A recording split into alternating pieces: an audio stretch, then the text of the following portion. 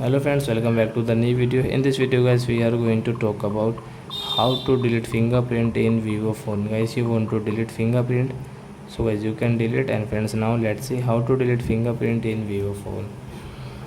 So friends, first of all open your phone setting to delete fingerprint, and guys scroll it and guys click on the security setting. Guys click on fingerprint.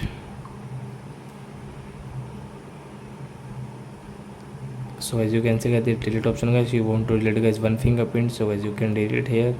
And guys you want to delete the second fingerprint also, so guys yes, remove. So as you can see guys, there is no any fingerprint in our Vivo phone. Guys, all fingerprint has deleted in our Vivo phone. So I hope friends you have understood how to delete fingerprint in Vivo phone. So that's it guys, thanks for watching my video. Now we will meet on next video with new topic. Before going guys, please go and like my video, subscribe my channel. Bye bye friends.